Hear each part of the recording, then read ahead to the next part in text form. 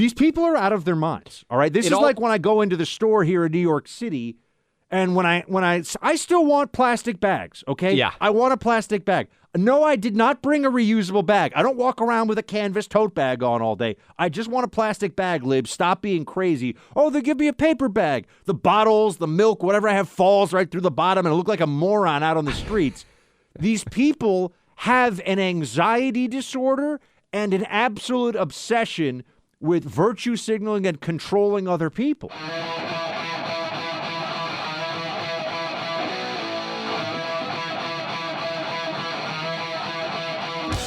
And frankly, we got to remind them how bad Joe Biden's been, and Democrats in control of the Congress, because frankly, they haven't done one thing right. I always point out, remember, we went from a secure border to no border. We went from safe streets to record level of crime. We went from $2 gas to $5 gas, and we went from stable prices to a 41-year high inflation rate. And I haven't even got into the debacle that was the exit from Afghanistan, not to mention what they're doing to Americans' First Amendment liberties, Second Amendment liberties, Fourth Amendment due process rights. I mean, the attack on freedom has been unbelievable as well. So when you look at all that, I think the American people say, look, we want to get rid of these guys and put Republicans in charge. And then if we win, it's incumbent upon us to do what we told the American people we were going to do and fight for the things that really matter. So I think the country gets that. Got to be out there making the case. Jim Jordan gets it. Welcome back to Clay and Buck. This is where we've got to focus in, I think, so much more energy because, one, the Democrat base is, unfortunately, they're already energized. They're energized because Trump is in the news cycle. They're energized because Dobbs. They're energized for a number of reasons. The media is encouraging them to think that they can blunt the red wave. And that perception can become reality when the actual votes are cast. Independents are expecting the case to be made on the right. They're expecting conservatives, Republicans to be saying, hey, here's what we're going to do differently if we have the power to do so, which requires your vote. Here's what Democrats have done wrong, and here's what would be better, and we'll at least push for it in Congress, even if we can't necessarily in the near term, get it done. I think that's a critical piece of this. I mean, because the libs are insane, Clay. We return to a basic theme of the show. In California now, and this is, I believe, going to affect Virginia too, because the Virginia state legislature, when it was all blue, there was this period pre-Youngkin election where, the top three officials, the governor, lieutenant governor, and I guess the state attorney general were all Democrats. The state legislature was Democrat-dominated. They created some policy that would follow California emissions standards, which just seems bonkers beyond words. Right now, California, and there are other states as well that are following suit, are saying they want to ban the sale of internal combustion engine vehicles by 2035, meaning cars that run on gas. This is at a time when gas prices are still high.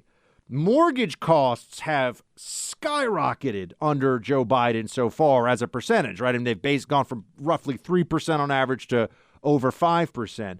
So the cost of people buying homes is going up. You've had these challenges. Now, they could go a lot higher. I mean, the 80s mortgages were, what was the high? I think in the 80s it got up to what, 12? 17, 18%. I was going to say 12 to 15%. Mortgages got all the way up there. Yeah, mortgages, got crazy high. So still, relatively speaking, we're in good shape. But as a percentage increase, it's dramatic. There are all these things that really affect people.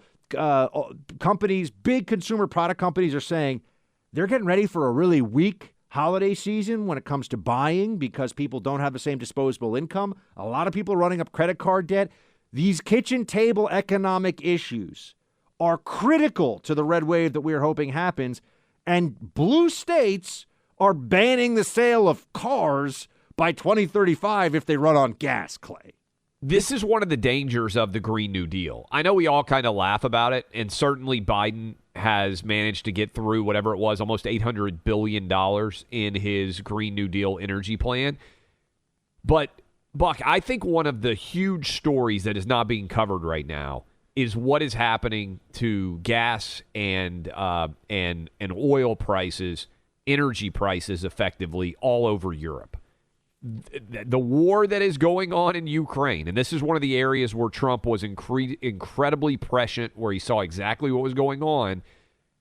The idea that you could cut Russia out of the oil and gas market in Europe and that there weren't going to be severe consequences, I think is being proven to be really, really wrong. And in England, inflation rates they're now forecasting are going to around 14%. I was reading over the weekend, their home gas prices, heating and oil, going up 80%. The average British family is going to be spending $4,200 a year to heat their home and be able to live a normal life, up 80%. And I don't think there's been enough discussion about this renewable energy idea is fine. It doesn't exist, Buck. It doesn't exist to replace the existing oil and gas infrastructure. So 2035, do you really feel like you're going to be able to charge phones, charge cars everywhere, and that it's going to be super efficient? We talked about that great story the Wall Street Journal wrote, Buck, of the reporter who drove from New Orleans, I believe it was, to Chicago on an electric vehicle, and how insanely difficult it was to try to find charging stations along the way, how long it took, how often they were occupied. And at the end, she was desperate to just be able to pull into a gas station, pop in the fuel. I don't think that we understand how radical many of these energy policies are and how difficult they are going to be to implement and how many crazy, difficult energy shortages we're going to end up with in the years ahead trying to make this Green New Deal, reduce emissions thing happen. And in the meantime, we got, I love these. I know you see them.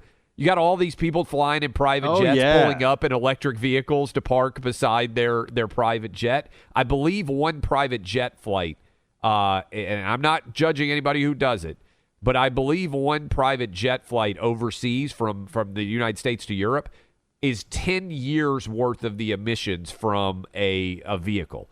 So all these guys pulling up in their Teslas to hop on a private jet is really the height of hypocrisy.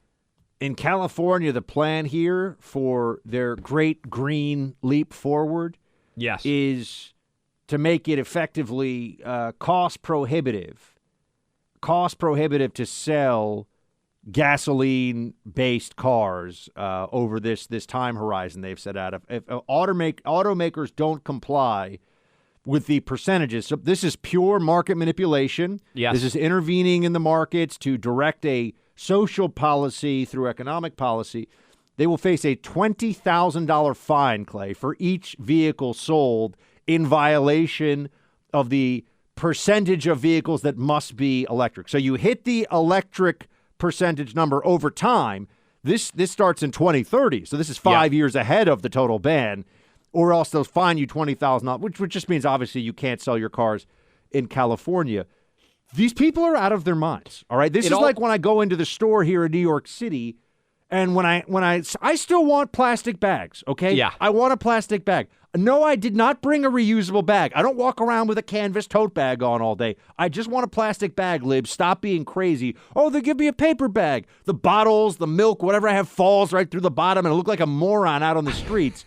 These people have an anxiety disorder and an absolute obsession with virtue signaling and controlling other people.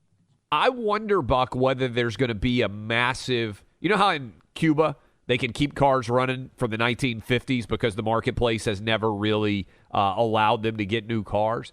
I wonder how many people in California are going to be still selling. So 2035, you can't buy new in California, but can you drive to Arizona and buy one? Can you drive to Nevada and buy one? But more importantly, inside the state, I wonder whether there's actually going to be people who continue to want gas-powered cars.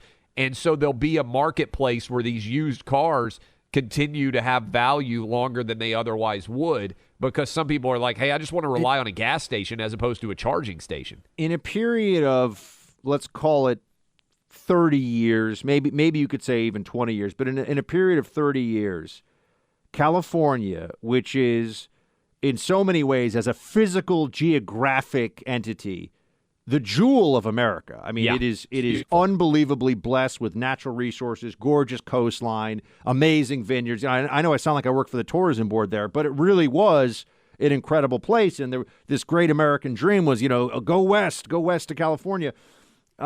They've ruined the cities. They've made it so that there are brownouts that occur because they don't have enough electricity. They have, the worst wildfires because of brush mismanagement, effectively, and forestry mismanagement. Worst fires they've seen in probably a century. You have water shortages all the time, but they got to make sure the Delta smelt have enough water, which is a little fish that they're protecting. It is an absolute case study in mismanagement. It is hemorrhaging residents as a result, and they're doubling down. Yeah. This is libs in America today. They're like, yeah, more of this. Let's It's a do more one-party of it. rule, and they're destroying what should be one of the greatest places in the world. It's rough to watch it play out. I just hope the rest of the country sees this, takes notice, and I hope Georgia and Pennsylvania and Arizona say, don't California us in terms of policies and governance and the way things are run. We'll see.